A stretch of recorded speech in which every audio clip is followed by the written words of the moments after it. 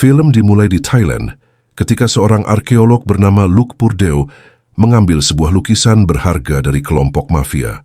Chasem dan para anak buahnya langsung mengejarnya di jalan-jalan sempit. Luke berusaha kabur, melewati gang kecil. Luke kemudian mencuri motor gerobak milik warga dan melaju menuju stasiun. Di tempat itu, ia menerima telepon dari Murphy yang memintanya pergi ke bandara.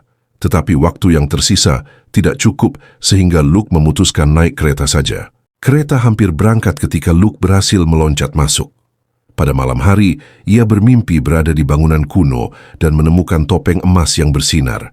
Ketika terbangun, seorang wanita misterius bernama Esme sudah berdiri di depannya dan meminta lukisan yang ia bawa. Esme mengaku bekerja memperbaiki lukisan-lukisan langka, dan ia datang bersama anak buahnya untuk mengambil kembali lukisan tersebut. Luke menolak memberikannya sehingga perkelahian terjadi.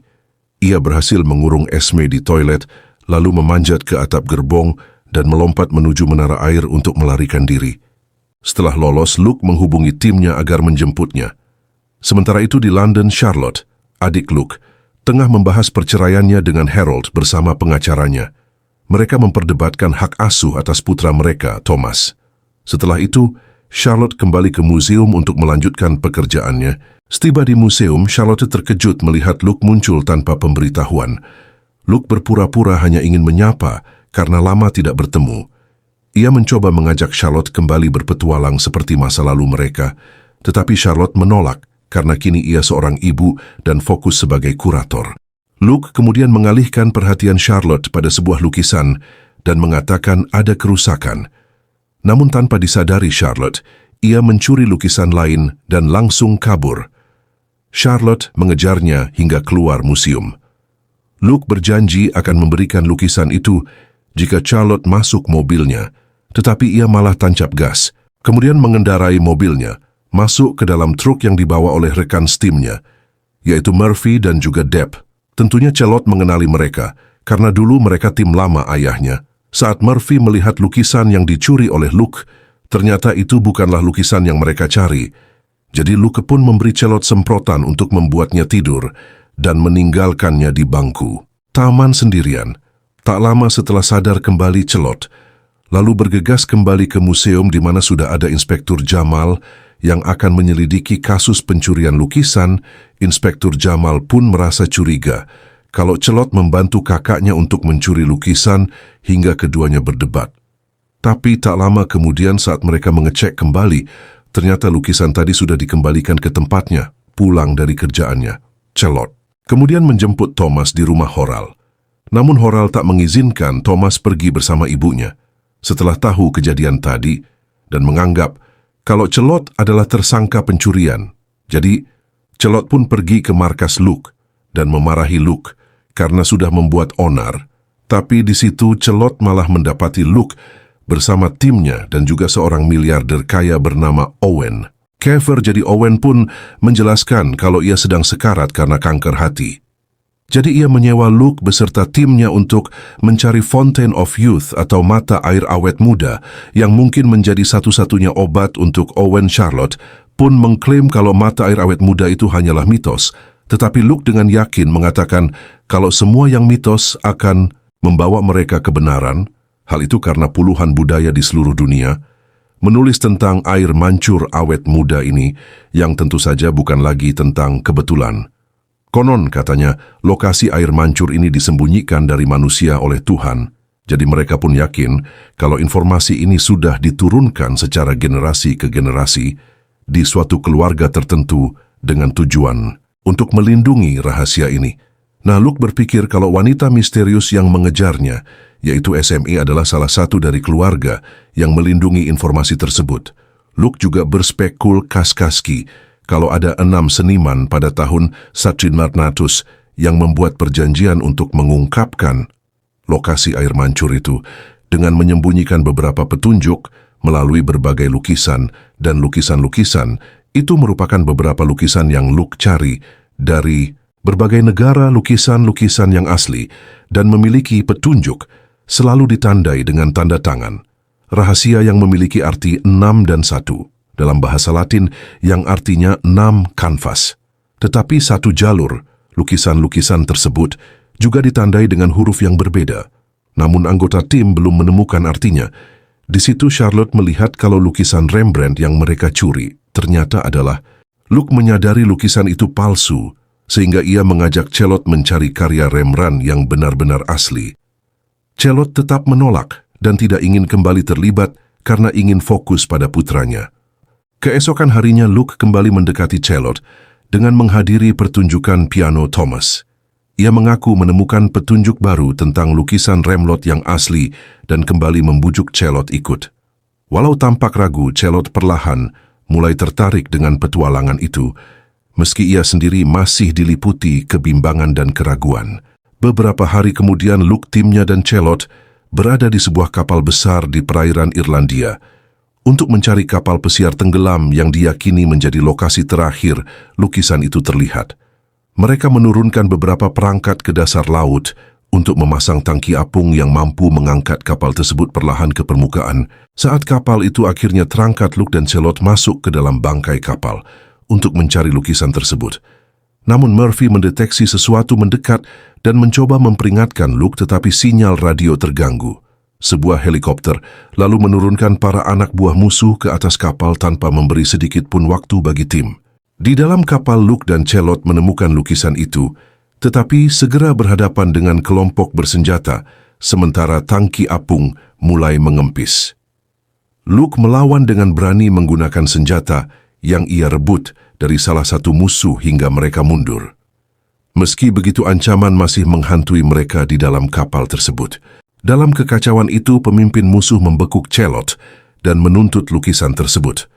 Luke mencoba menenangkan keadaan, namun kapal terguncang keras memberi Charlotte kesempatan melepaskan diri dan menjatuhkan lawannya. Harold menghubungi Charlotte untuk menyerahkan Thomas kepadanya, karena dalam waktu dekat Harold akan pindah ke Jepang untuk pekerjaan baru sebagai konsultan di sebuah perusahaan server di Tokyo. Perusahaan itu ternyata milik Owen, dan itulah cara Owen membalas budi kepada Charlotte agar Thomas tetap bersama ibunya. Dalam lukisan itu terdapat tulisan jahat dan frasa 6 dalam 1. Mereka menyimpulkan bahwa petunjuk ini merujuk pada Alkitab jahat, yaitu kesalahan cetak dari Alkitab Raja James tahun 1631 yang secara keliru menuliskan perintah, "Engkau harus berzina."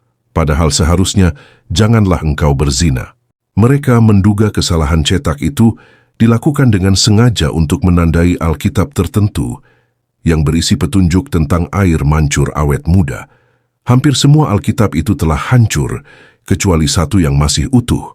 Namun tiba-tiba mereka digerebek oleh Inspektur Jamal bersama para petugas yang ingin menangkap Luke dan Charlotte atas dugaan pencurian 6 mahakarya tak ternilai. Belum sempat mereka ditangkap, Kasim dan anak buahnya muncul sambil menodongkan senjata ke semua orang, termasuk Jamal dan para petugas. Luke kemudian menawarkan kesepakatan kepada Kasim. Ia bersedia mengembalikan lukisan milik bos Kasim, asalkan Charlotte, Depp, Murphy dan Owen diizinkan pergi. Kasim setuju dan Charlotte serta tim keluar dari gedung. Sementara itu Luke pura-pura mengambil lukisan, tetapi ia justru bersembunyi di bawah meja mencari celah agar para petugas bisa melawan balik anak buah Kasim. Terjadilah baku tembak antara para petugas dan anak buah Kasim, sementara Luke menyelinap pergi melalui pintu belakang dan bergabung dengan yang lain menggunakan perahu. Pertempuran besar tetap berlangsung, namun Jamal dan para petugas akhirnya menang.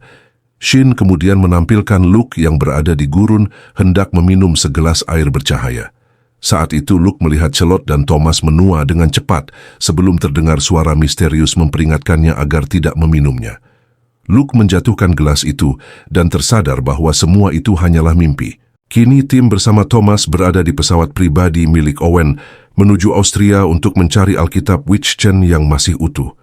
Sesampainya di Austria, Owen membawa Thomas berjalan-jalan sementara Luke, Charlotte dan Depp masuk ke Perpustakaan Nasional Austria. Murphy menunggu di dalam pesawat. Sementara itu, Charlotte, Luke dan Depp sedang meneliti kitab kuno di ruang rahasia di bimbing pustakawan. Di luar, Murphy melihat Esme datang bersama anak buahnya dan segera memperingatkan tim.